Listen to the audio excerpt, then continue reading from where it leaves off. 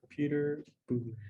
This is a theme. I feel like kind of looking back, something that Chris and I have been talking about consistently over the past couple of months now. Routine, routine, routine, model, model, model. So I guess the biggest question I have is, are you doing the things you don't want or want your kid to do?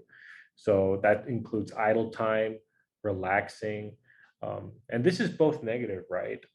If you want your child to be practicing, exploring their creativity and doing those things, are you also passionate and curious and exploring those different things as well, so they can kind of look to you as a role model? Um, or are you, reading passionately on your free time, and your kids are watching you do that? How do you use your devices? Where are you using them? And so I just kind of want to leave this thought lingering, because I'm not trying to point the finger, because I do this as well. I sometimes go home and the first thing I do is I get on the couch and look at my phone. And then my daughter will come, and she's 16 months, she doesn't understand anything. And she'll just kind of try to like engage with me. And I wonder, maybe I shouldn't do what I'm doing, because that's what she sees. And as she gets older, that's probably going to be a response that I'm reinforcing. Um, Indulge in boredom with your kids. You may need to teach them how to have fun without devices. If you feel like device is something that they've grown very familiar with over the past couple of months. I have a great story for this, and it's actually a very personal one. When I was in high school, I got caught playing World of Warcraft at 4 a.m. by my foster mom. And she came in the next day, and she took the computer and she kind of just moved it to the school. And so the next couple of days, I didn't have a computer, and it was actually very agonizing. And I just remember my dad kind of coming in and saying, you know what, I want to indulge in the boredom with you. And that kind of really stuck out with me. And we started exploring different things, like different foods around the neighborhood. We went rock climbing, we went biking. And I kind of reflect on that now, and I realized I really just needed someone to teach me the different things I could do without my computer. So indulge in the boredom with your kids, show them what you can do without a device. And explore Hanoi. If you're new here, there's so much to do, and while working with the different regulations and restrictions involved. Finally, staying active, walking, sports, swimming, hikes, all of these different things are something that you can start incorporating right away. I bring up device use because I just feel like kids have been so plugged into the devices. So I'm just going to go over a little bit of device. In 2019, the World Health Organization, they kind of published some guidelines, and that's the picture that I have there, and you can kind of look at it at your leisure. And if you feel like device use is something that you want to kind of reset, that you kind of want to put a schedule on for your children, definitely it's something that you can start incorporating, having a calendar out, or a weekly schedule, and placing those different times so that your kids know exactly when they can get on devices. Having other types of productive downtime besides using a device. I think I was reading this, and they said, it might be an easy way out for parents to also have downtime by giving a device to a child, but it's not productive downtime. And I think about my own daughter. Yeah, she'll just sit there while watching a really cute YouTube singing series, and it's a moment of relaxation for me, but it's not really a productive downtime that I could be doing and spending a little bit more time with her. And finally, getting involved and making it your thing. And what I mean by that is, your kids, they're watching influencers, they're watching YouTubers, they're following different types of people. And I talk to a lot of students, and they're telling me how they're watching this makeup artist, or they're watching this gamer play games, or they're watching this person just eat a mountain of food that's ridiculous. And they really like talking about what the content they are watching.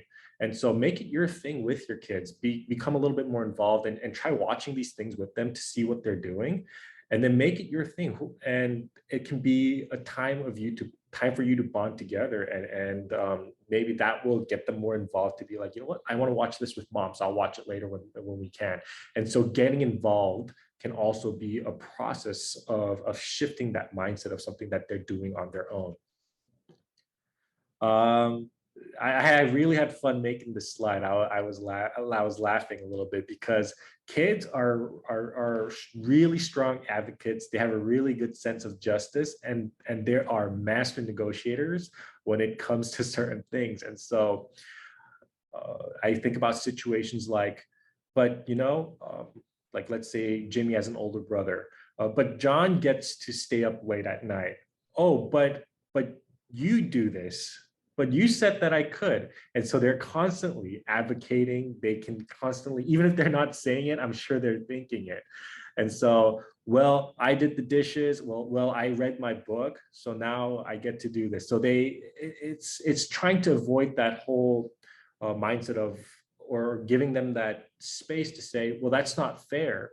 And so if you feel like this is the kind of struggle you're getting with your children, the easiest way actually is to communicate very transparently what's going on. Well, you know what? Johnny is a high school student and he needs much less sleep than you. And letting them know, like, as you start getting older, your bedtime will also probably increase, so that you can stay up later. And just having that communication. If you're using devices at places and your child is constantly saying, well, you use the device. Well, during the moments that you can say, well, mom is reading a very important message from a friend. And after this, I'm going to come and spend time with you. Oh, or look, grandpa is calling. I have to make this phone call. I'm going to step outside and I'll be back in 10 minutes to be with you. Just so kind of letting them know and communicating so that it doesn't give them the room to be like, well, that's not fair. And they're already in the yellow zone. So when they're in that calm green zone, communicating and bridging that information to them. So here are the definite do's that you can be doing. Schedule. So maintaining a reasonable bedtime. And I say that not like they have to go to, but I say reasonable because it is still winter break, but getting those 8 to 10 hours still in. Having a bedtime routine. So they're not like on YouTube 5 minutes before they go to bed, but there's a specific routine of how they're going to bed, the different types of chores or tasks that they might be doing. So having that in a schedule that you've created for this winter break.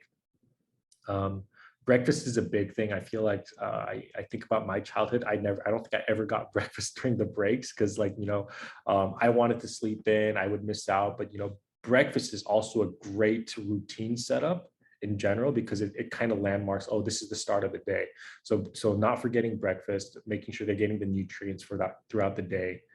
And then remembering to give them different types of roles, especially maybe like things that involve a little bit of leadership, taking care of pets, grocery shopping, babysitting their little brother or sister, and just getting them involved in different things. That's really, really just good for them to remember, like, hey, I have stuff to do. I can be more involved instead of just being idle the whole time. I just wanted to hear, like, are there things that you're already doing with your kids that you feel like, what, I can continue to do this throughout the break? If you do, like, why don't you just pop it in the chat? Maybe some of you have great ideas that others can learn or can be like, hey, I do that too.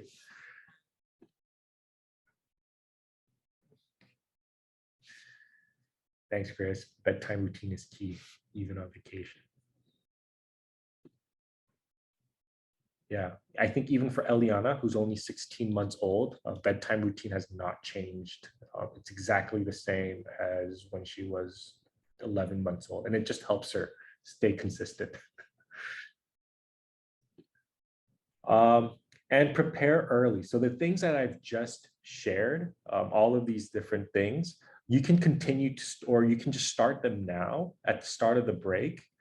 And it won't, and what it'll do is it'll segue really smoothly into the start of the school year, whether it's, having breakfast, the night routines, the different schedules, the different chores. And so, and that's a way for starting a habit without going in guns blazing and trying to change everything at once, but changing some of the things that or processes very slightly so that it caters towards what transition and scheduling might look like in your for the second semester. And prepare early. Start having discussions about returning to school. And you might be like, well, how do I do that?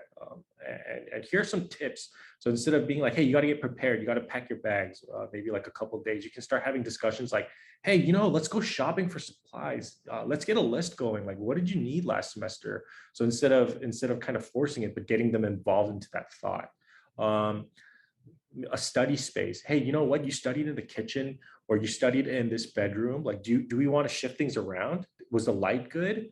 Oh, did you want did you want to change some of the things around? And just having that discussion with them and getting them involved in that process. So they're like, oh yeah, you know what? School's about to start. Getting a calendar together instead of being like, hey, well, these are your classes. Just sitting down and being like, hey, you know what? This is a calendar. Let's mark our schedules. Let's plan for the next 2 weeks. Like, what's going on? Like, do you know what's happening? And just getting them curious, having that discussion with them. And it just really helps them to realize, like, oh, yes, school is about to start, instead of being like, oh, no, school's going to start tomorrow. What's going to happen? And they're still sleeping late. They're waking up. They don't have breakfast. So that just making sure that transition is, and preparing them so that that transition is smooth. I put this resource in here because Chris shared it with me before, and I'm sure she got it somewhere else, or she made it, which is amazing. No, she didn't make it, but I've also linked this into the resource because I kind of looked at it, and there's a lot of good content here, and that touches up on a lot of important questions or worries or different things that kids might be asking about friends, anxieties about starting school. So I've put that in there so that you can start opening, reading these different books and having discussions with your children if they come up. Stories are just very powerful because they're relatable to a certain degree. So as you start approaching the break, and if you do have any types of difficult questions that your children ask, maybe just kind of looking through the SEL library, seeing if there's something that might be applicable and learning with your kids. So this is my Kaplan and Hobbes for today. Nothing complicated, nothing long. That's just how a lot of kids just look during distant learning, even during guidance, even during very fun lessons that they've enjoyed, whether it was math, whether it was reading. I think a lot of kids are zoomed out, burnt out. And I know parents, you are also very much burnt out trying to make sure that your kids are on Zoom, or just trying to keep up with the fluctuating regulations and such. So it's a very much deserved break for everyone. Here are the resources. Your homework is to enjoy your holiday and to connect with your kids. I think that's the most important thing. And so that's something that you are required to do. Everything's been optional so far, but this one is not. And here are some resources for you. The SEL library that I just talked about.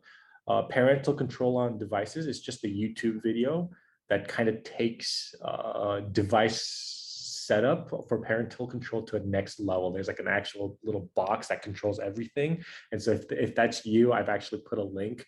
There's a ton of technology, cool stuff like this to get you thinking about it. And then strategies for a successful summer break. I know it's winter break, but the content is great. And then traveling with challenging children, just articles for you to read through if this applies to you and you want to learn more. Thank you very much. That was it.